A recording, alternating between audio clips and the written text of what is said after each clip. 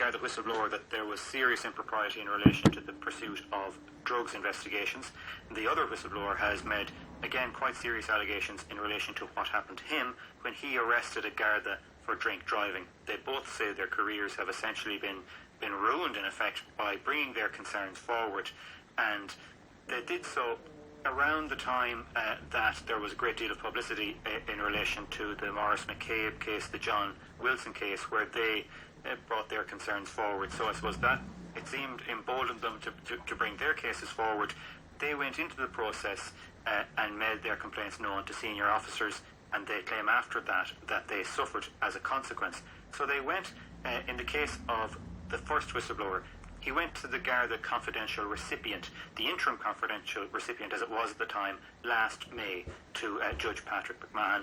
And arising from that, in the summer of last year, approximately 1 year ago, a senior Garda officer was appointed to examine his allegations. They met, and at that meeting, the Garda whistleblower was represented by a junior solicitor, not his normal solicitor. In fact, as far as I understand, they wouldn't have even been known to each other before that meeting.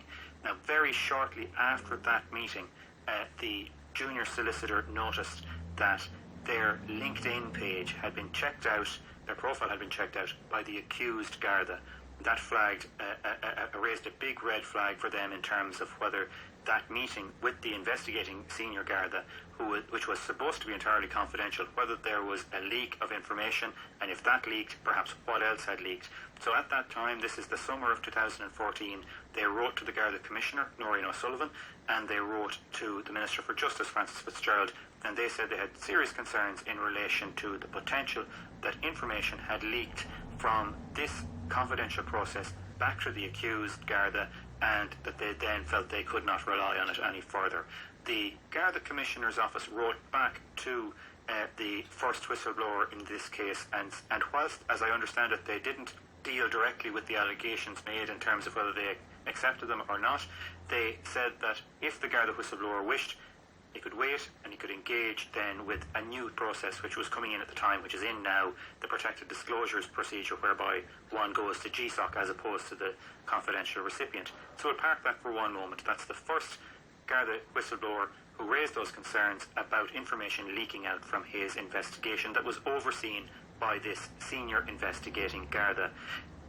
Exactly 1 year later, there's an internal Garda inquiry now which has been launched in relation to this accused Garda, arising from the serious allegations made by the second whistleblower. This is in relation to the pursuit of drugs investigations. It's a very high-level internal inquiry, but what we've learned is that the guard who has been appointed to oversee that internal investigation is in fact the senior Garda who headed up the internal examination into the first whistleblower's complaint, about whom, or about that process which the first whistleblower solicitors wrote to say that they were concerned about information leaking out. So essentially what you have is two senior Gardaí. 12 months ago, the first senior Garda was examining the claims by the first whistleblower into the accused, and the first whistleblower's lawyers were not happy with the way information seemed to leak out from that process. We now see, in relation to the second whistleblower, that same senior Garda has been appointed to head up the internal inquiry in relation to that second senior Garda. And our understanding is that both whistleblowers have now written to both the Garda Commissioner and to the Minister for Justice expressing their concern as to whether they can have any faith in this process in light of the concerns that were raised 1 year ago. Now, we put these questions to the Garda Press Office, and they said that they cannot comment on either operational or internal disciplinary measures. John, you've been speaking to the TD Clare Daly on this matter. I have, that's right. Clare Daly and Mick Wallace, I suppose, would be two TDs who would be very closely identified with raising issues in relation to Garda whistleblowers. And in relation to these two young Gardaí in particular, Clare Daly and Mick Wallace have engaged over a very long period of time with both of them, and in particular one of them. So they know these cases inside out.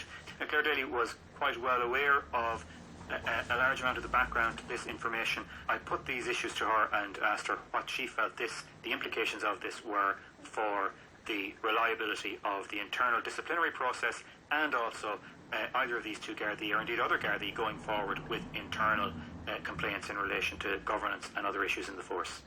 the implications of this are absolutely huge. What we have is, last year, an internal investigation where without any shadow of doubt, leaked information to the accused person. That's a fact, absolutely unchallengeable. Garda senior management and the Commissioner, Norín O'Sullivan, was informed of that directly.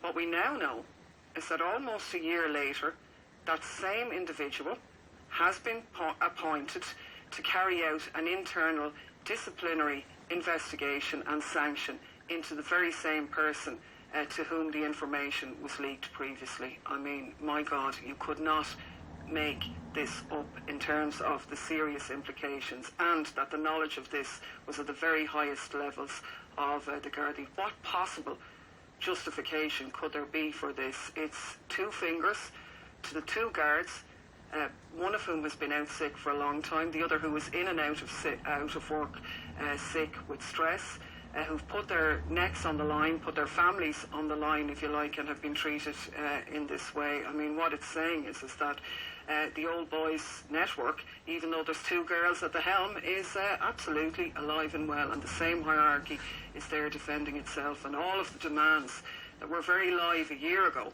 that we needed to transform on Garda Síochána into a modern police service, are even more valid now, because I would actually say the situation internally now is probably worse than it was under former Commissioner Callanan and Minister Shatter. What steps do the Garda Commissioner need to take now? What steps indeed do the Minister need to take now to provide reassurance to Garda whistleblowers such as this, that they can actually bring cases forward with reliability, that there will be confidence and that they will be treated effectively? Yeah, look, I think in terms of the specifics, there needs to be a halt to the process that's underway at the moment. The new process allegedly put forward by the Minister, whereby instead of going to a confidential recipient, Garda whistleblowers can go to GSOC, has proved inadequate. GSOC are under-resourced and do not have enough meat to investigate those types of complaints. That absolutely needs to be beefed up. And the government needs to basically stop the waffle and the nonsense that they are interested in Garda reform. They aren't. They moved a very weak Garda Síochána amendment bill, which was supposedly to give GSOC more powers. It was really very, very tokenistic. We were told that the Garda Authority, which would be absolutely necessary, in our opinion, to provide independent oversight, to break the political link between the Minister and the Government and the Garda Commissioner, and the running of that organisation by an old hierarchy. You need an independent body, an independent Garda Authority. We were told that would be up and running by the end of last year. We have a piece of legislation published which is pathetic in terms of its content.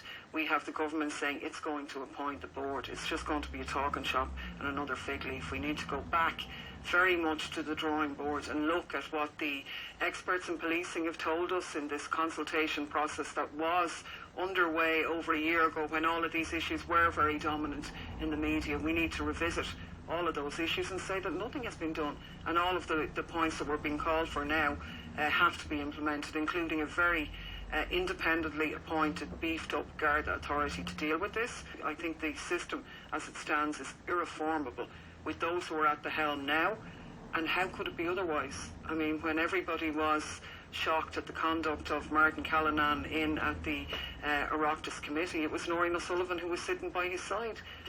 These two Gardaí, who are both young men at the start of their careers, although having done many years service, for 15 months now, they've been put through this hell, and their families have been put through this hell, isolated from their peers. They're very vulnerable. They've been seriously harassed and intimidated, and it's just not good enough. Independent TD Clare Daly, and that was John Burke reporting.